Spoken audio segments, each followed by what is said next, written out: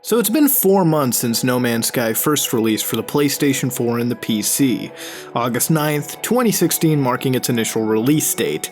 No Man's Sky, for those of you who don't know, is a space exploration simulator, a game where you can wander around a seemingly infinite universe, landing off and taking off of whatever planet you can see, slowly upgrading your ship, and uncovering mysteries hidden within the stars.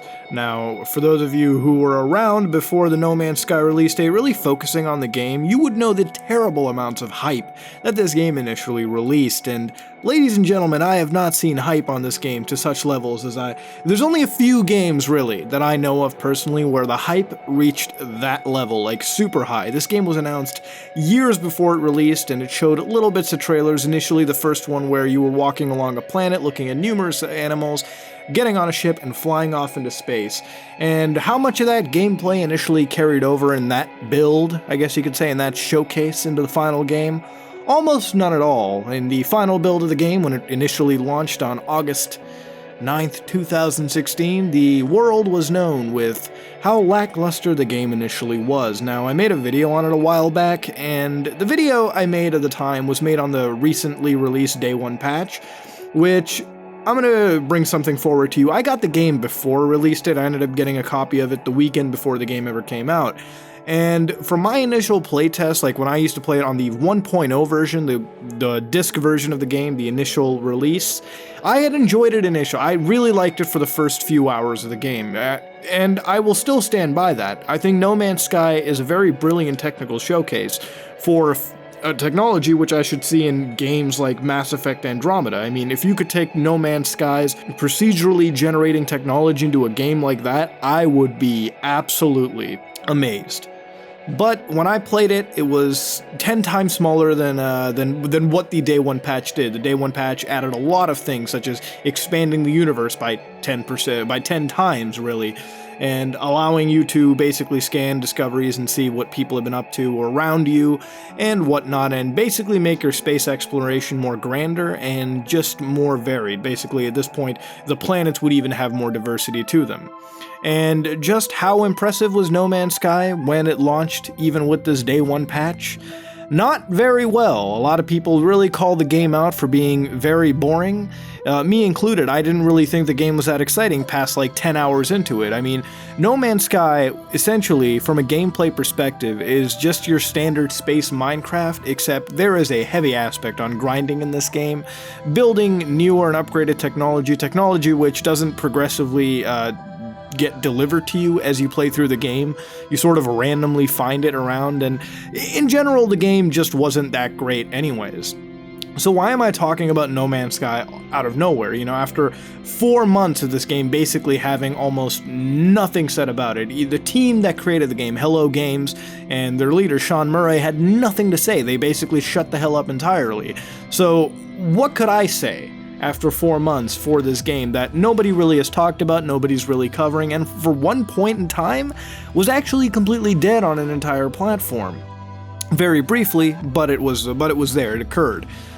The thing is the game received a massive update, the Foundation update, which promises to give people the ability to craft new bases and other minor things, UI builds, and like basically making the actual act of committing monotonous activities a little less monotonous. For example, you could basically fill up gas in your vehicle quickly without sifting through the same menus over and over again, that kind of stuff. You get to build bases, you get to buy freighters, and big giant freighters that you can fly around call in and store a bunch of resources that you would mine off these planets.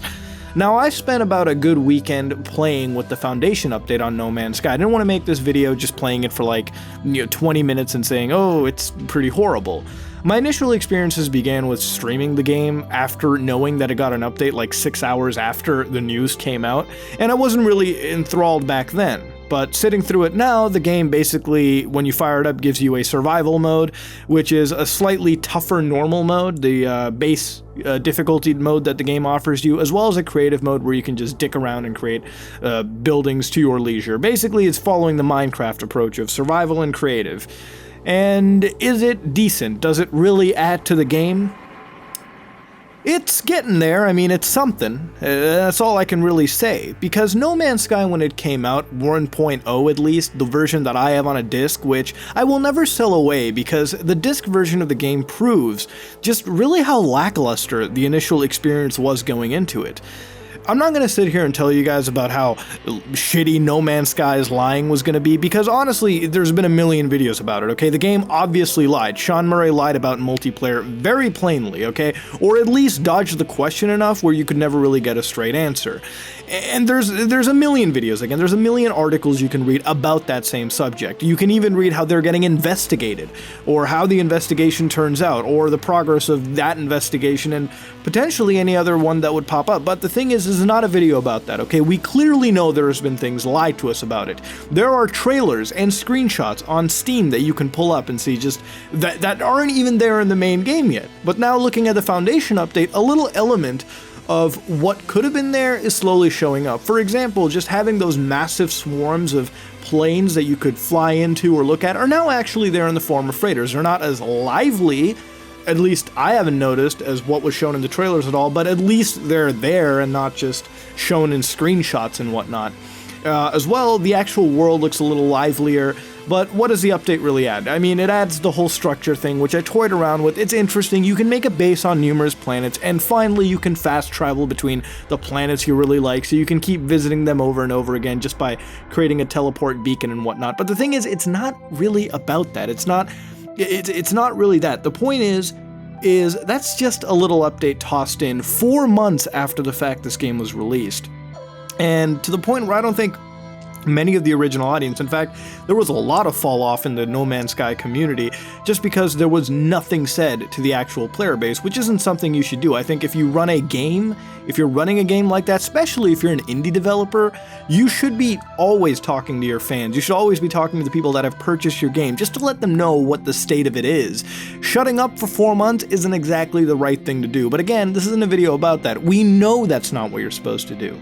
But playing through No Man's Sky Foundation update, I was actually really happy to know that there was somewhat of a game being tossed in rather than just a pretty technical demonstration, which unfortunately I paid about $60 for, and I'm still feeling a little gypped about that, but whatever. Like I said, I'll always keep that disc because it's like a perfect moment in gaming history to know just how much something was hyped and just how under-delivered it was.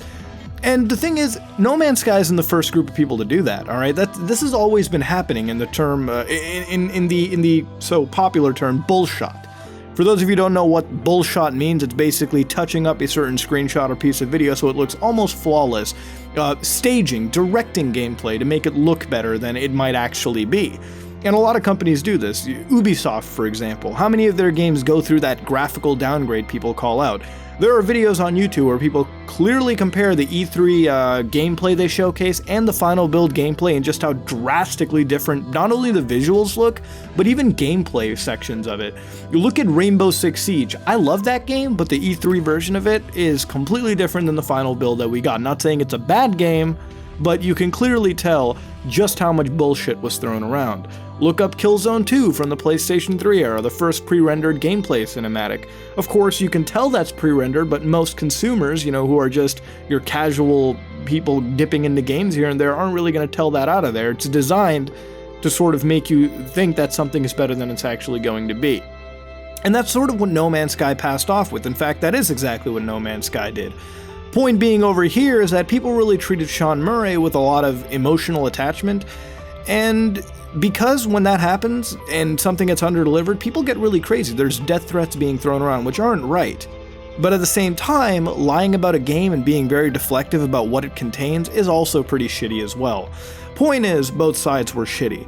But the thing is, 4 months later, after playing the Foundation update, I haven't really been too enthralled by it, but I am looking at it a little more optimistically, thinking that at this point, I think Hello Games is trying to actually make something good out of whatever they had initially, because No Man's Sky is a perfect example of what absolutely fucking not to do with your game. You don't sit there for 4 months, not say a single peep on your social media networks or really make any spokes call, not even get Sony at least, who were in this game very financially heavily, to really say something or at least to basically communicate with the people who are buying the game. That's not what you should do, alright? You should be able to talk to them. You should be able to tell them, yeah, we fucked up. We're gonna make the game better. Because No Man's Sky's biggest fault is that it was never a full game to begin with. Because of how it released $60 as an early access game. And on Steam you can find a bunch of these, but they're not $60 fucking dollars, or at least I don't really notice a game that's $60 fucking dollars on early access. On early access they're usually like 20, 30 at the most, and that's really it. And as the game gets developed more and more and more, their price gradually goes up. Xbox One does this a great way too. Microsoft has a game preview program. I bought Elite Dangerous on the game preview program, and Microsoft typically guarantees that the game will reach full completion. So you're kind of on a little guarantee on that front. And when the game comes out, it comes out. But you get told that it's early access. You don't sit there thinking it's a full game like No Man's Sky. No Man's Sky is a game that initially must have had like 9 or 10 builds, more than that were drastically different than what we got. There are elements from the game, such as those sand planets, and numerous other things that never made it to the full release. Even now, you know, there was this grand reveal that was supposed to happen at the center of the universe, and we found out that was a giant replay button. And the thing is that the game never lived up to any expectations. There were clearly lies being thrown about. But playing the Foundation update, I'm a little optimistic to see just what the future of this game may be, because the Foundation update adds quite a fair bit of content, at least to the game, for what it initially had.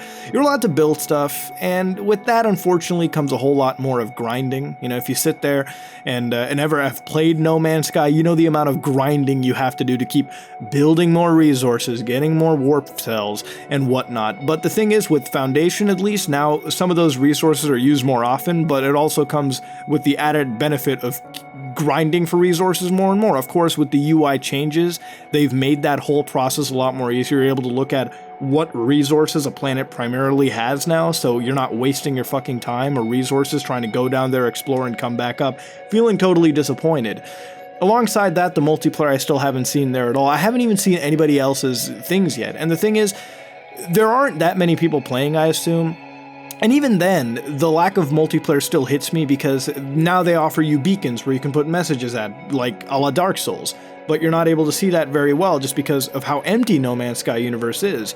From the day it initially launched to now, I keep using the scan for discovery button and can never find anybody else in the entire game world. Maybe I'm off in my own little corner, but it kind of just sucks seeing just how lifeless some of these planets can be. Or just how lifeless the asynchronous community really tends to be in this game. But then again, I've also heard that they've reset the galaxy numerous times, so whatever discoveries people make are null and void because it never shows up. But the thing is, with the Foundation update, I'm not here to be pessimistic. I'm here to be optimistic, and I think that's how I kind of should be more so for games too, just because I do want games to be good. I want No Man's Sky to be good, because the thing is, the more good games we have, the better. The problem is, No Man's Sky really started off on a terrible note. And only 4 months later, almost half a year, they've tried to fix their product, and it's just still not there yet. It's still not to the level that we wanted. But the thing is, it's a start. It's a little too late, but it is a start. But the question remains though, just how many people are even going to come back, and do people really even care? Let me know what you think. If you like what you saw, please like, comment, and subscribe. Dislike it if you dislike it. This is me, Mutahar, and I am out.